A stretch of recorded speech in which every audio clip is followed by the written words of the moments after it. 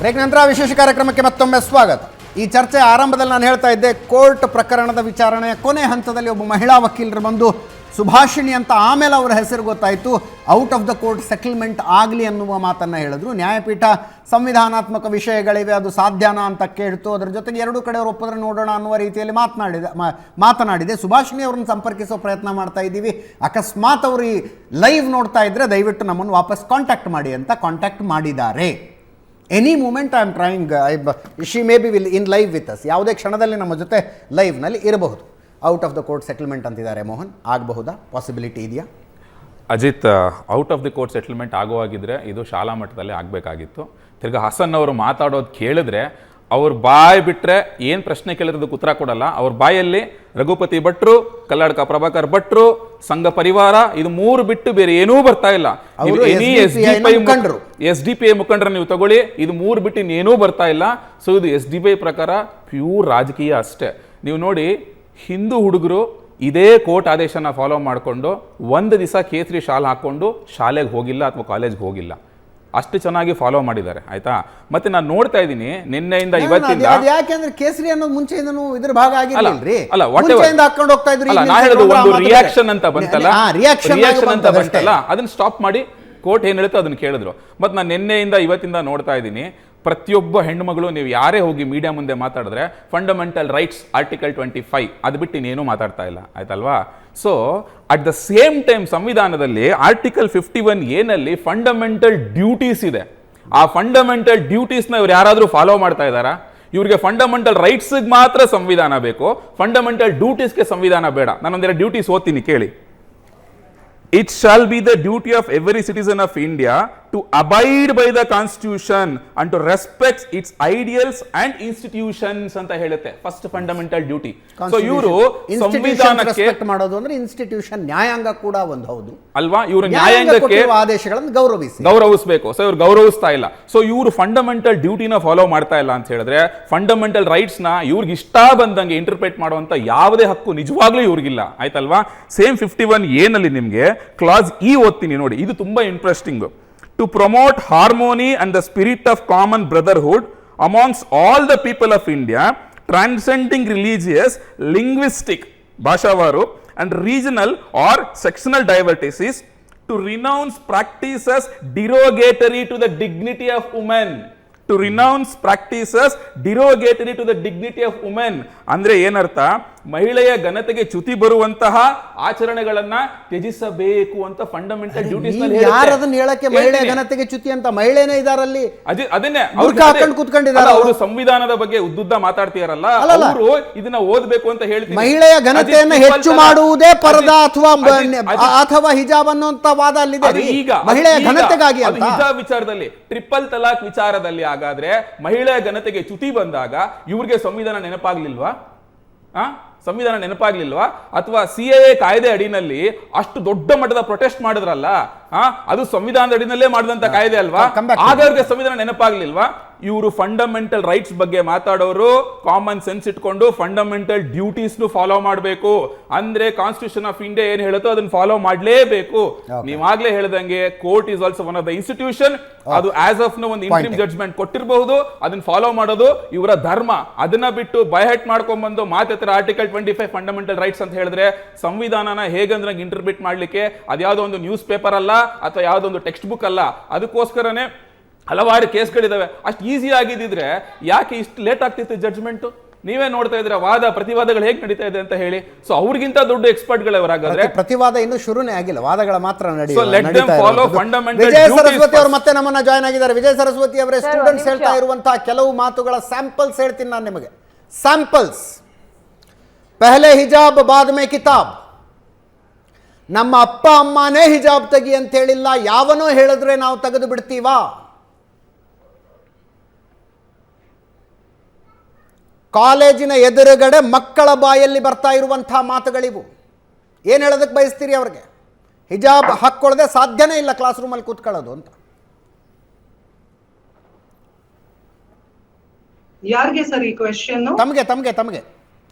Okay, ನನಗೇನಾ? ಸಾರಿ, ನಾನು office ಇಂದ login ಆಗಿದ್ದೀನಿ, so I am not able to see you. So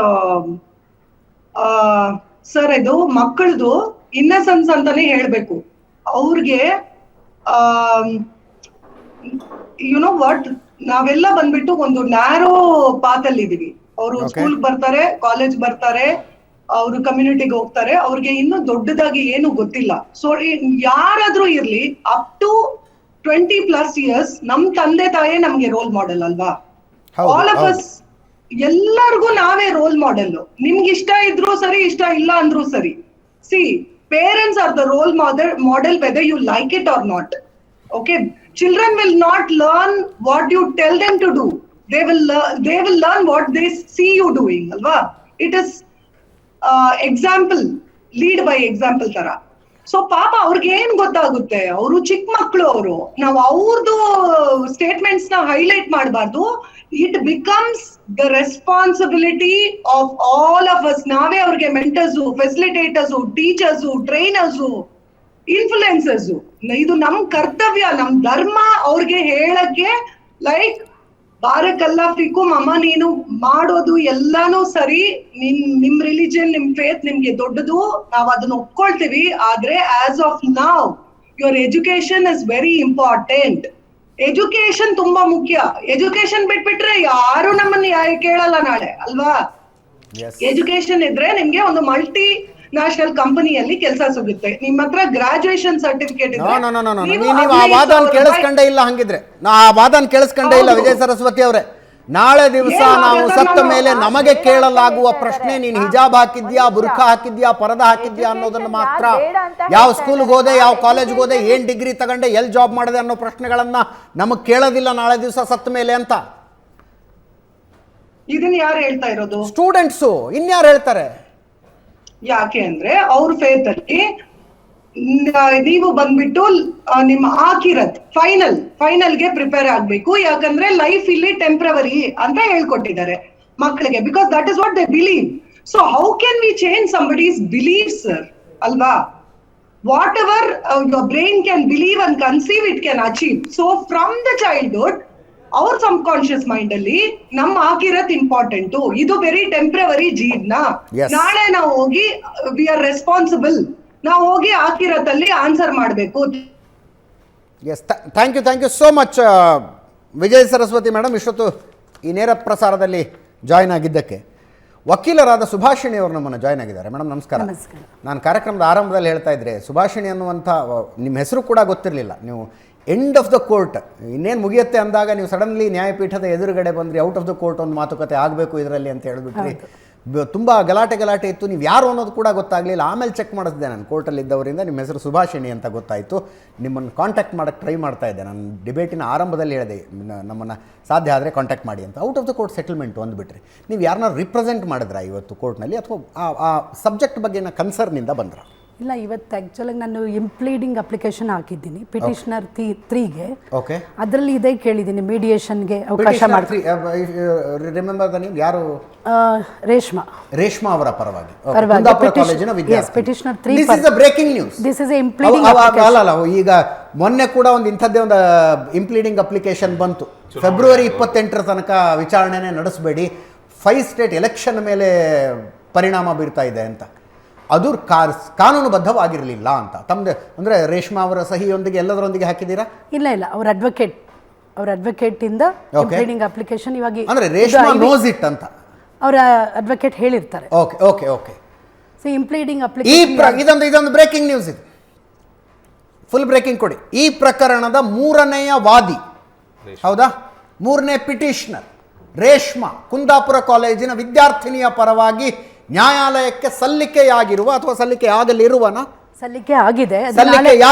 ವಕೀಲರು ಏನು ಹೇಳ್ತಿದ್ದಾರೆ ಅದನ್ನೇ ಹೇಳ್ತಾ ಇದ್ದೀನಿ ನಾನು. ಸಲ್ಲಿಕೆಯಾಗಿರುವ ಮಧ್ಯಂತರ ಅರ್ಜಿ ನ್ಯಾಯಾಲಯದ ಹೊರಗಡೆ ಪ್ರಕರಣವನ್ನು ಇತ್ಯರ್ಥ ಮಾಡೋದಕ್ಕೊಂದು ಅವಕಾಶ ಕೊಡಿ ಅಂತ. ಅಲ್ಲಿಗೆ ಹಿಜಾಬ್ ಧರಿಸುವುದು ಮೂಲಭೂತ ಹಕ್ಕು, ಇದಕ್ಕೆ ಅವಕಾಶ ಸಿಗಬೇಕು ಅಂತ ನ್ಯಾಯಾಲಯಕ್ಕೆ ಬಂದ 6 ವಿದ್ಯಾರ್ಥಿನಿಯರ ಪೈಕಿ ಒಬ್ಬ ವಿದ್ಯಾರ್ಥಿನಿ ಕೋರ್ಟ್ನಿಂದ ಹೊರಗಡೆ ಸೆಟಲ್ ಮಾಡ್ಕೋಬೇಕು ಅಂತ ಹೇಳ್ತಾ ಇದ್ದಾರೆ. ಹೌದಾ? Am I right madam? ಅವ್ರಿಗಿನ್ನೂ ನಾವು ಕಾಂಟ್ಯಾಕ್ಟ್ ಮಾಡಿಲ್ಲ. ನಾನೇ ಆಸ್ ಎ ಅಡ್ವೊಕೇಟ್ ಮೀಡಿಯೇಷನ್ನಲ್ಲೇ ಚೀಫ್ ಜಸ್ಟಿಸ್ಗೆ ರಿಕ್ವೆಸ್ಟ್ ಮಾಡಿದೆ.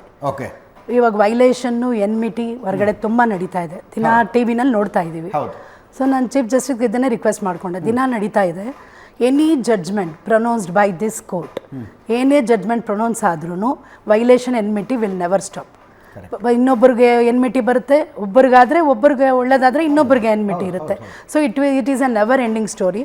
ಅದಕ್ಕೆ ಸ್ವಾಮಿ ಇದನ್ನು ಅದಕ್ಕೆ ಬದಲು ಅದನ್ನು ಯಾವಾಗ ಜಡ್ಜ್ಮೆಂಟ್ ತೀರ್ಮಾನ ಆಗುತ್ತೋ ಅದು ಪರವಾಗಿಲ್ಲ. ಇವಾಗ ಮತ್ತೆ ನಾವು ಒಂದು ಮೀಡಿಯೇಷನ್ ಅಪ್ಲಿಕೇಶನ್ ಹಾಕ್ಕೊಳ್ತಾ ಇದ್ದೀವಿ.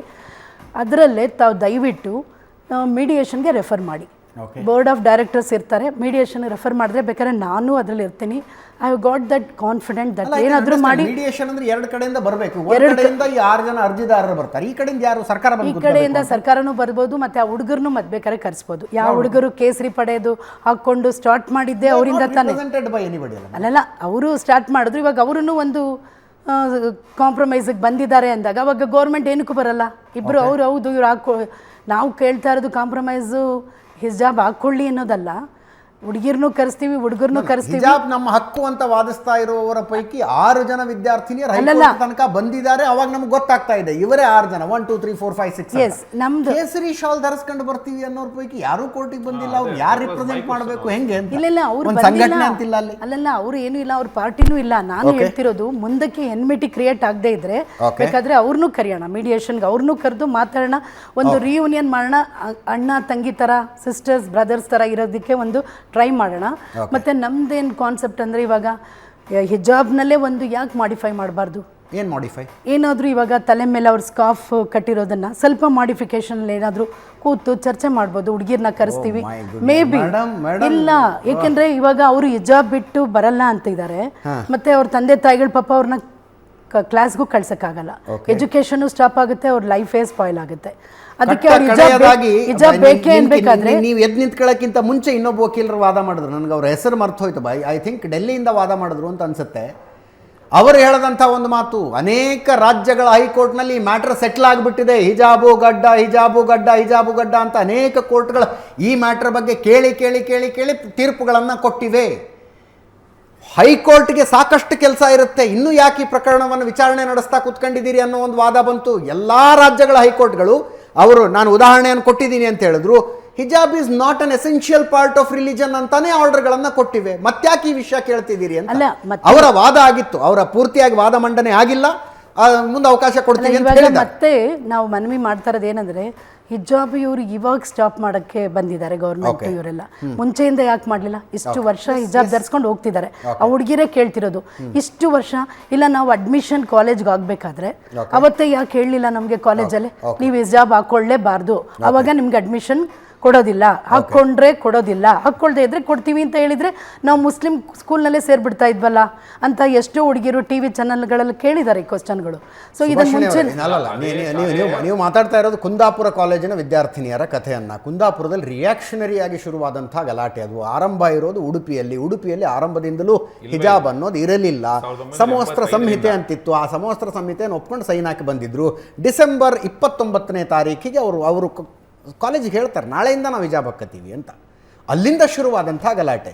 ಮುಂಚೆ ಹೆಂಗಿತ್ತು ಹಂಗೆ ಕಾಪಾಡ್ಕೊಂಡು ಹೋಗಿ ಅಂದರೆ ಕುಂದಾಪುರದ ವಿದ್ಯಾರ್ಥಿನಿಯರು ಹಿಜಾಬ್ ಹಾಕ್ಕೊಂಡು ಬರಲಿ, ಉಡುಪಿಯ ವಿದ್ಯಾರ್ಥಿನಿಯರು ಹಿಜಾಬ್ ಇಲ್ಲದೆ ಬರಲಿ.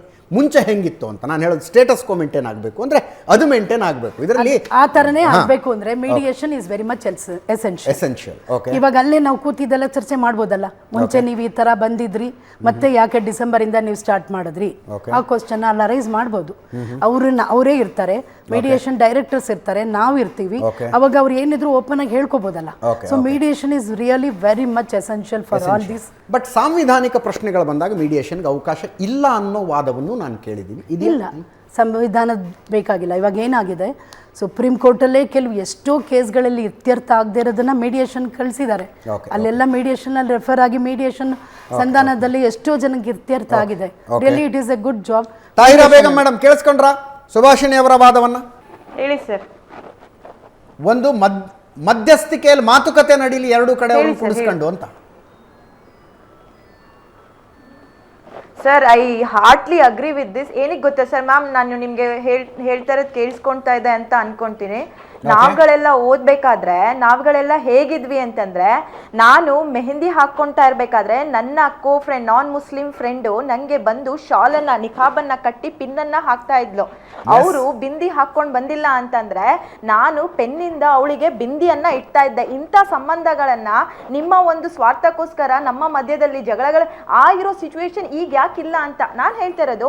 ಯಾಕೆ ಸ್ಕಾರ್ಫ್ ಅನ್ನ ಯಾಕೆ ಹಾಕ್ಬೇಕು ಅಂತ ನೀವು ಕೇಳ್ತಿದ್ದೀರಾ, ಯಾಕೆ ಹಾಕ್ಬಾರ್ದು ಅಂತ ನಾನು ಕೇಳ್ತಾ ಇದ್ದೀನಿ. ಏನಾಗ್ತಿದೆ, ಏನ್ ತೊಂದರೆ ಕೊಡ್ತಿದೆ ಅಂತ. ತೊಂದರೆ ಏನ್ ಕೊಡ್ತಿದೆ? ಒಂದು ನಮ್ಮ ಹೆಡ್ ಅನ್ನ ಮಾತ್ರ ನಾವು ಕವರ್ ಮಾಡ್ಕೊಂತಿದೀವಿ, ಏನ್ ತೊಂದರೆ ಕೊಡ್ತಿದೆ ಅವರಿಗೆ ಅಂತ. ತಾಹಿರಾ ಬೇಗಂ ಅವರೇ, ಈಗ ಪರ್ಸನಲಿ ನನ್ನ ವಾದವನ್ನು ಕೇಳಿದ್ರೆ ಒಂದೇ ನಿಮಿಷ ಪರ್ಸನಲಿ ನನ್ನ ವಾದವನ್ನು ಕೇಳಿದ್ರೆ ಹಿಜಾಬ್ ಹಾಕೊಂಡು ಕ್ಲಾಸ್ ರೂಮಲ್ಲಿ ಕೂತ್ಕೊಳ್ಳೋದಕ್ಕೆ ಅವಕಾಶ ಕೊಡ್ಬೇಕು. ನನ್ನ ವಾದವನ್ನು ಕೇಳಿಸ್ಕೊಳ್ಳಿ. ಆದರೆ ಹೆಂಗೂ ಕುರಾನ್ನಲ್ಲಿ ಏನಿದೆ ಅನ್ನೋದರದೊಂದು ಚರ್ಚೆ ಶುರುವಾಗಿದೆಯಲ್ಲ, ಕೋರ್ಟ್ನಲ್ಲಿ ಪೂರ್ತಿಯಾಗಿ ಚರ್ಚೆ ಆಗ್ಬಿಡ್ಬೇಕು. ಅದು ಅಂತ ಪೂರ್ತಿಯಾಗಿ ಚರ್ಚೆ ಆಗಿಬಿಡಬೇಕು. ಇದು ನಿಜವಾಗ್ಲೂ ಎಸೆನ್ಷಿಯಲ್ ಪ್ರಾಕ್ಟೀಸ್ ಆಫ್ ಇಸ್ಲಾಂ ಹೌದಾ ಅನ್ನೋದೊಂದು ಪ್ರಶ್ನೆ ಬರಬೇಕು. ಹೌದು ಅನ್ನೋದಾದರೆ ಕುರಾನ್ನಲ್ಲಿ ಹೇಳಿರುವುದೆಲ್ಲವೂ ಎಸೆನ್ಷಿಯಲ್ ಪ್ರಾಕ್ಟೀಸ್ ಅನ್ನೋದು ಚರ್ಚೆ ಆಗಬೇಕು. ಕುರಾನ್ನಲ್ಲಿ ಹೇಳಿರುವುದು ಎಲ್ಲವೂ ಎಸೆನ್ಷಿಯಲ್ ಪ್ರಾಕ್ಟೀಸ್ ಆಫ್ ಇಸ್ಲಾಂ ಅನ್ನೋದಾದ್ರೆ ಏನೇನು ಹೇಳಲಾಗಿದೆ ಅನ್ನೋದು ಗೊತ್ತಾಗಬೇಕು. ಒಂದೇ ನಿಮಿಷ, ಎಲ್ಲಾ ಪ್ರಶ್ನೆಗಳಿಗೂ ಒಂದ್ಸಲ ಉತ್ತರ ಸಿಕ್ಕೋಗ್ಲಿ. ಅಂತಿಮ ಆದೇಶ ಹಿಜಾಬ್ ಧರಿಸ್ಕೊಂಡು ಕ್ಲಾಸ್ ರೂಮ್ನಲ್ಲಿ ಕೂತ್ಕೊಳ್ಳೋದಕ್ಕೆ ಅವಕಾಶ ಇದೆ ಅಂತಾನೂ ಬರಲಿ. ನಾನು ಶಿಕ್ಷಣದ ಪಕ್ಷಪಾತಿ ತಾಹಿರಾ ಅವರೇ, ಶಿಕ್ಷಣ ಸಿಗಬೇಕು ಅನ್ನೋದು ನನ್ನ ಉದ್ದೇಶ. ತಲೆ ಮೇಲೆ ಸುತ್ತುಕೊಳ್ಳುವ ಒಂದು ವಸ್ತ್ರದ ಕಾರಣಕ್ಕಾಗಿ ಶಿಕ್ಷಣ ನಿರಾಕರಿಸಲ್ಪಡಬಾರದು. ಅದ್ರ ಬಗ್ಗೆ ನಂದು ಎರಡನೇ ಮಾತೇ ಇಲ್ಲ. ಆದ್ರೆ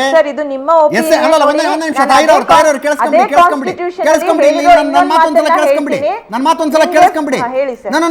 ಈ ಮಾತುಗಳನ್ನು ಹೇಳೋದಕ್ಕೆ ಶುರು ಮಾಡಿದಾಗ ತುಂಬಾ ಡಿಸ್ಟರ್ಬೆನ್ಸ್ ಆಗತ್ತೆ ನನಗೆ. ಕೇಳಿಸ್ಕೊಂಬಿಡಿ. ಹೆಂಗ್ ಈಗ ಎಸೆನ್ಷಿಯಲ್ ಪ್ರಾಕ್ಟೀಸ್ ಆಫ್ ಇಸ್ಲಾಂ ಅಂತ ಜಡ್ಜ್ಮೆಂಟ್ ಕೊಡಿ ಅನ್ನುವ ಮನವಿ ಮಾಡಿಕೊಂಡಿದ್ದೀರಿ ಅಂದ ಮೇಲೆ ಎಸೆನ್ಷಿಯಲ್ ಪ್ರಾಕ್ಟೀಸ್ ಹೌದಾ ಅನ್ನೋದ್ರ ಬಗ್ಗೆ ಚರ್ಚೆ ನಡೀಲಿ, ಕೋರ್ಟ್ನಲ್ಲಿ ವಾದ ಪ್ರತಿವಾದಗಳ ನಡೀಲಿ. ಹಿಜಾಬ್ ಎಸೆನ್ಷಿಯಲ್ ಪ್ರಾಕ್ಟೀಸ್ ಆಫ್ ಇಸ್ಲಾಂ ಅನ್ನೋದಾದ್ರೆ ಬುರ್ಖಾ ಹೌದು ಅಲ್ವೋ, ಪರದಾ ಹೌದು ಅಲ್ವೋ, ಯಾವ ಗಂಡಸಿನ ಜೊತೆ ಮುಸ್ಲಿಂ ಹೆಣ್ಮಗಳು ಹೊರಗಡೆ ಬರಬೇಕು ಅನ್ನೋದನ್ನ ಕುರಾನ್ನಲ್ಲಿ ಹೇಳಲಾಗಿದೆಯೋ ಇಲ್ವೋ, everything let it be discuss. ಎಲ್ಲವೂ ಚರ್ಚೆಯಾಗ್ಲಿ.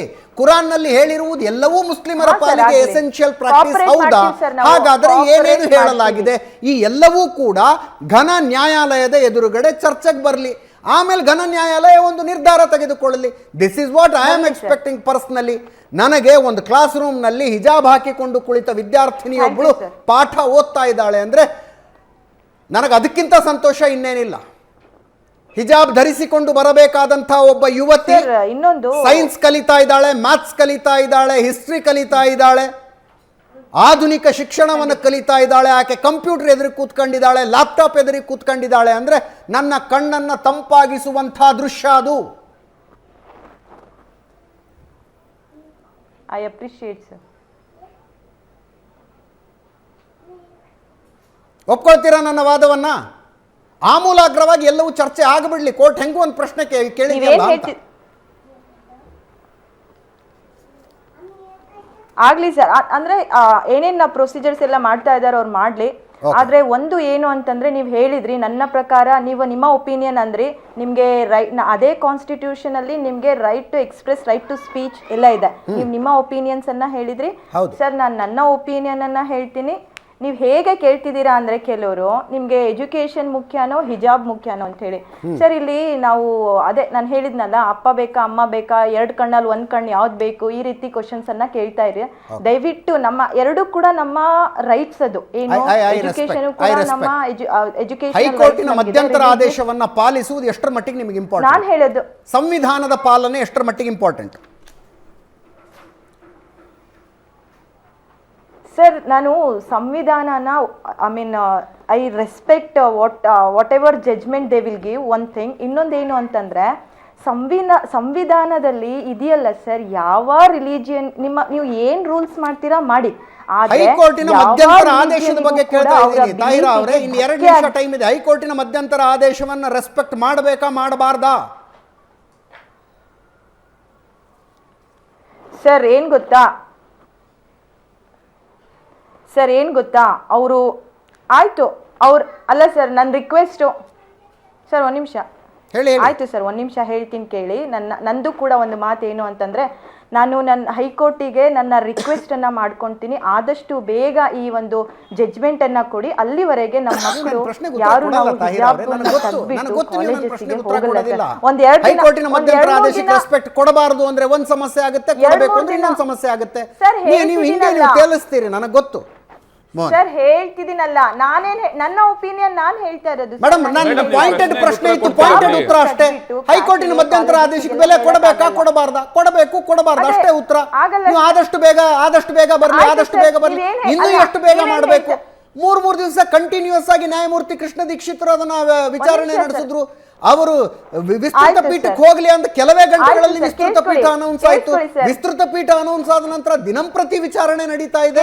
ಆದಷ್ಟು ಬೇಗ ಬರ್ಲಿ, ಆದಷ್ಟು ಬೇಗ ಬರ್ಲಿ ಅಂತ ಇವತ್ತು ವಿಸ್ತೃತ ಪೀಠದವರು ಹೇಳಿದ್ರು. ಎಷ್ಟು ಜನ ಇದ್ರಲ್ಲಿ ಪಬ್ಲಿಕ್ ಇಂಟ್ರೆಸ್ಟ್ ಲಿಟಿಗೇಷನ್ ಅಂತ. ಆಯ್ತು ಸರ್, ಯಾವಾಗ ಬರುತ್ತೆ ಬರ್ಲಿ, ನಾವು ಅಲ್ಲಿ ತನಕ ವೇಟ್ ಮಾಡ್ತೀವಿ ಸರ್. ಅಲ್ಲಿ ತನಕ ಆದೇಶ ಪಾಲನೆ ಮಾಡ್ತೀರಾ? ಕೋಪರೇಟ್ ಮಾಡ್ತೀವಿ. ಅಲ್ಲಿ ತನಕ ಆದೇಶ ಪಾಲನೆ ಮಾಡ್ತೀರಾ? ಅಲ್ಲಿ ತನಕ ನೀವು ಏನ್ ಆದೇಶ ಅಂತಂದ್ರೆ ಕಾಲೇಜಸ್ಸಿಗೆ ಬರಲ್ಲ ಸರ್, ಮಕ್ಕಳು ಕ್ಲಾಸಲ್ಲೇ ಇರ್ತೀವಿ, ಮನೆಯಲ್ಲೇ ಇರ್ತೀವಿ, ಕಾಲೇಜಿಗೆ ಬರಲ್ಲ. ಎಸ್, ಆಸ್ ಗುಡ್ ಆಸ್ ನಾವು ಆದೇಶ ಪಾಲನೆ ಕಾಲೇಜಿಗೆ ಸ್ಕೂಲ್ಸಿಗೆಲ್ಲ ಬರಕ್ಕಾಗಲ್ಲ. So much. ಮೋಹನ್ ಒಂದು ಫೈನಲ್ ಕಮೆಂಟ್ ನೋಡಿ. ಈ ಮತಾಂಧತೆ ಅನ್ನೋದು ಒಂದು ತಲೆಯಲ್ಲಿ ಸೇರ್ಕೊಂಡ್ಬಿಟ್ರೆ ಹೀಗೇನೆ. ಸೊ ಇವರ ಎಲ್ಲ ಕಾರ್ಯಪ್ರವೃತ್ತಿಗಳನ್ನ ನೋಡ್ತಾ ಬಂದರೆ ಇವ್ರಿಗೆ ಸರ್ಕಾರದ ಮೇಲೆ ನಂಬಿಕೆ ಇಲ್ಲ, ಪ್ರಜಾಪ್ರಭುತ್ವದ ಮೇಲೆ ನಂಬಿಕೆ ಇಲ್ಲ, ಸಂವಿಧಾನದ ಮೇಲೆ ನಂಬಿಕೆ ಇಲ್ಲ, ನ್ಯಾಯಾಂಗ ವ್ಯವಸ್ಥೆ ಮೇಲೂ ನಂಬಿಕೆ ಇಲ್ಲ. ಆಯ್ತಲ್ಲ, ಇವರಿಗೆ ಯಾವಾಗ ಬೇಕೋ ಆಗ ಸಂವಿಧಾನ ಬೇಕು, ಯಾವಾಗ ಬೇಡವೋ ಆಗ ಸಂವಿಧಾನ ಬೇಡ. ಮತ್ತು ಧರ್ಮ ಯಾವಾಗ ಬೇಕೋ ಅನುಕೂಲಕ್ಕೆ ತಕ್ಕಂತೆ ಏನು ಹೇಳ್ತಾರೆ ಅದಕ್ಕೆ ಸಂಸಾರ ಅನ್ನೋ ಹಾಗಾಗಿದೆ ಅವ್ರ ಕತೆ. ಸೊ ಯಾವುದೇ ಪ್ರಶ್ನೆ ಕೇಳಿದ್ರು ನೇರವಾಗಿ ಏನೂ ಉತ್ತರ ಕೊಡಲ್ಲ. ಆಯ್ತಲ್ಲ, ನ್ಯಾಯಾಲಯ ಆದೇಶ ಪಾಲನೆ ಮಾಡ್ತೀವಿ ಅಂತ ಹೇಳ್ತಾರೆ, ಮತ್ತು ಹಿಜಾಬ್ ಹಾಕೊಂಡು ಮುಂದೆ ಹೋಗ್ತಾರೆ. ಹಿಜಾಬ್ ಹಾಕಿಲ್ಲ ಅಂದರೆ ಒಳಗೆ ಬಿಡೋದಿಲ್ಲ ಅಂತ ಹೇಳಿ ಪ್ರತಿಭಟನೆ ಮಾಡ್ತಾರೆ. ಸೊ ಇದು ಯಾವ ರೀತಿ ನ್ಯಾಯ ಆಗಾದ್ರೆ ಇದು? ಸೊ ಇದಂತೂ ಸ್ಪೆಸಿಫಿಕ್ ಆಗಿದೆ. ಇವರು ಯಾವದ ದೇಶದ ಘನತೆ ತರುವಂತಹ ಯಾವುದೇ ಒಂದು ವಿಚಾರಕ್ಕೂ ಇವರು ತಲೆಬಾಗದಂತೂ ಇಲ್ಲ. ಸುಭಾಷಿಣಿ ಅವರೇ, ನಾಳೆ ಸ್ಟ್ರೆಸ್ ಮಾಡ್ತೀರಾ ಮ್ಯಾಟರನ್ನು? ಖಂಡಿತ ಸರ್. ಮೀಡಿಯೇಷನ್ ಮಾಡಿ ಇದನ್ನ ಕೋರ್ಟ್ನಿಂದ ಹೊರಗಡೆ ಒಂದು ಸಂಧಾನದ ಪ್ರಯತ್ನ ಆಗಲಿ ಅಂತ ಸ್ಟ್ರೆಸ್ ಮಾಡಿ. ಪಿಟಿಷನರ್ಸ್ನೆಲ್ಲ ಇವಾಗ ರೇಷ್ಮಾ ಮತ್ತು ಇನ್ಯಾರ್ಯಾರು ಇದ್ದಾರೋ ಅವ್ರಿಗೆಲ್ಲ ನಾವು ಎಲ್ಲರಿಗೂ ಹೇಳಿ ಕಳಿಸ್ತಾ ಇದೀವಿ, ಅವ್ರ ಕಡೆಯವ್ರಿಗೆ. ಅವ್ರನ್ನೆಲ್ಲ ಮಾತಾಡಿ ಅವರೆಲ್ಲ ಬಂದರೆ ಒಂದು ಅಪ್ಲಿಕೇಶನ್ ಮೀಡಿಯೇಷನ್ಗೆ ನಾವು ಫೈಲ್ ಮಾಡಿಬಿಡ್ತೀವಿ ಕೋರ್ಟ್ಗೆ. ಫೈಲ್ ಮಾಡಿ ಅದು Bangalore of director, the best director, ಅವ್ರ ಮುಂದೆ ತೊಗೊಂಡೋಗಿ ಎಲ್ಲ ಮೀಡಿಯೇಟರ್ಸು ಅವ್ರ ಮೀಡಿಯೇಷನ್ನಲ್ಲೇ ಡೈರೆಕ್ಟ್ರು ಮತ್ತು ಎಲ್ಲ ಪಿಟಿಷನರ್ಸು ಯಾರ್ಯಾರು ಬರ್ತಾರೋ ಬರಲಿಲ್ಲ VC-ನಲ್ಲೇ ಮಾಡ್ಬೋದು. ಓಕೆ, ಇದು ತಕ್ಕಡಿಯಲ್ಲಿ ಏಡಿ ಹಾಕಿದಂಥ ಕೆಲಸ ಆಗುತ್ತೆ. ನೀವೇನು ಮಾಡಬೇಕು, ಈ ಕಡೆ ಪಿಟಿಷನರ್ಸು, ಆ ಕಡೆ ಪಿಟಿಷನರ್ಸು, ನೋಡೋಣ. ಬಟ್ ಇದು ಒಂದು ಒಳ್ಳೆ ಪ್ರಯತ್ನ, ಇದೊಂದು ಪ್ರಯತ್ನ, ಸಂಧಾನದ ಪ್ರಯತ್ನ. ಯಾಕೆ ಅಂದರೆ ಇದು ವೈಲೇಷನ್ನು, ಎನ್ಮಿಟಿ. ಇವಾಗ ಏನೇ ಆರ್ಡರ್ ಆದ್ರೂ ಮುಸ್ಲಿಂ ಪರ ಆದರೂ ಹಿಂದೂಗಳ ಕೋಪ, ಹಿಂದೂಗಳಿಗಾದ್ರೂ ಇದೊಂದು ಏನಾಗುತ್ತೆ ವೆಂಜನ್ಸು, ಎನ್ಮಿಟಿಯಿಂದ ಕೆಲವು ಮನೆಯಲ್ಲೇ ಫ್ಯಾಮಿಲಿಗಳಲ್ಲಿ ಮೋಸ್ಟ್ಲಿ ತಂದೆ ತಾಯಿಗಳು ಕಳಿಸ್ದೇ ಇರ್ಬೋದು ಇವ್ರನ್ನ ಸ್ಕೂಲ್ಗೆ. ಸೊ ಹೆಣ್ಮಕ್ಳ ಭವಿಷ್ಯನೇ ಅದಕ್ಕೆ ನಾವು ಇದರಲ್ಲೇ ಈ ಸಂಧಾನದಲ್ಲಿ ಯಾವುದೋ ಒಂದು ದಾರಿ ಹುಡುಕಿ ಅದನ್ನು ಸರಿಪಡಿಸ್ಬೋದು ಅನ್ನೋದು ನಮ್ಮ ಈ ಪ್ರಯತ್ನ. ಅಕ್ರಮ್ ಹಸನ್ ಅವರೇ, ಹೆಂಗೂ ಕೋರ್ಟ್ಗೆ ಕೇಸ್ ಬಂದಿದೆ, ಹಿಜಾಬ್ is N essential part of ಇಸ್ಲಾಂ ಅನ್ನೋದನ್ನು ಜಡ್ಜ್ಮೆಂಟ್ನಲ್ಲಿ ಹೇಳಿ ಅಂತ ವಾದ ಮಂಡನೆಯಾಗಿದೆ. ಒಂದು ಕಡೆ ನ್ಯಾಯಾಧೀಶರು ಕೂಡ ಪ್ರಶ್ನೆ ಕೇಳಿದ್ರು, ಕುರಾನ್ನಲ್ಲಿ ಹೇಳಿರುವುದೆಲ್ಲವೂ ಎಸೆನ್ಷಿಯಲ್ ಪಾರ್ಟ್ ಆಫ್ ಇಸ್ಲಾಮ ಅಂತ, ಕುರಾನ್ನಲ್ಲಿ ಹೇಳಿರುವುದೆಲ್ಲವನ್ನೂ ಮುಸ್ಲಿಮರ ಪಾಲನೆ ಮಾಡಲೇಬೇಕಾ ಅಂತ ಕೇಳಿದ್ರು.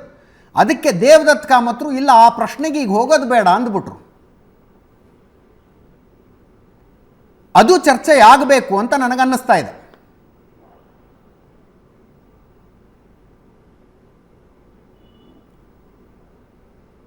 ನನ್ನ ಧ್ವನಿ ಕೇಳಿಸ್ತಾ ಇದೆಯಾ?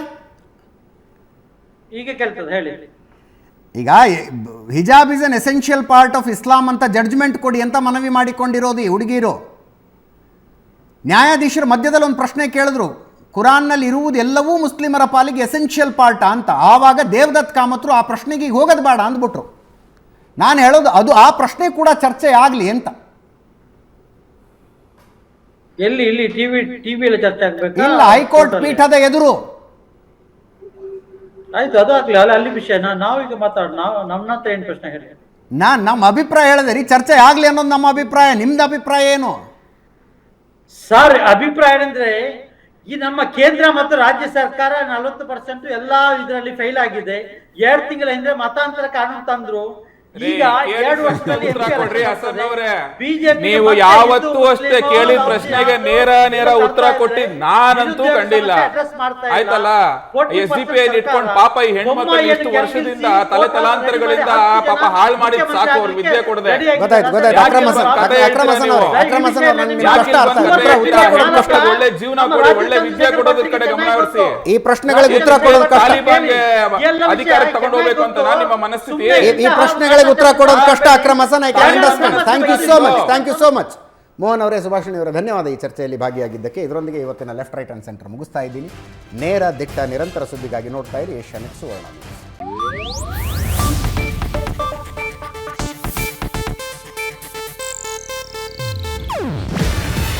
ಇದು ಏಷ್ಯಾನೆಟ್ ನ್ಯೂಸ್ ನೆಟ್ವರ್ಕ್ ಪ್ರಸ್ತುತಿ.